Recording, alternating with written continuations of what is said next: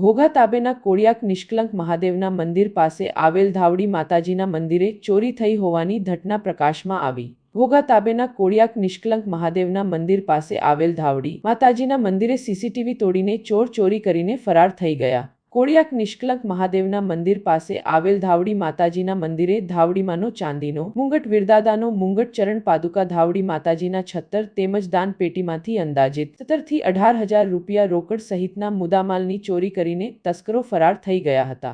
આ ચોરીનો બનાવ બનતા લોકો એકઠા થઈ ગયા હતા અને તાત્કાલિક ઘોઘા પોલીસને જાણ કરવામાં આવી હતી અને પોલીસે ઘટનાસ્થળે પહોંચીને તપાસ હાથ ધરી છે।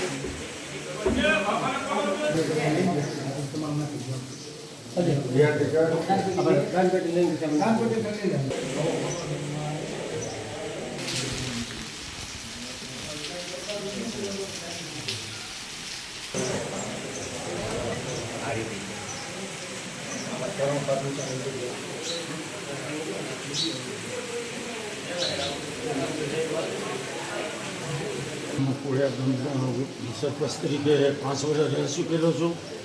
મારું નામ કેતાભાઈ દિશાભાઈ ટોટા છે અને કોળિયાકની અંદર રહું છું।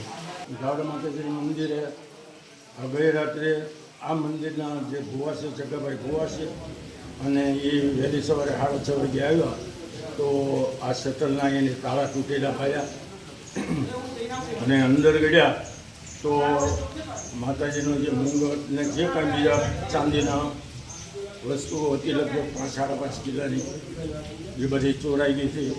પછી જે દાનપેટી હતી એ પણ હળવદ ચોરાઈ ગઈ હતી। દાનપેટીમાં 15-20 હજાર રૂપિયા જેવું હતું અને આ છે કે આ મંદિરમાં બીજી વખત ચોરી થઈ છે પણ પોલીસ ખાતાએ એનો કાંઈ ભેદ ઉકેલો નથી।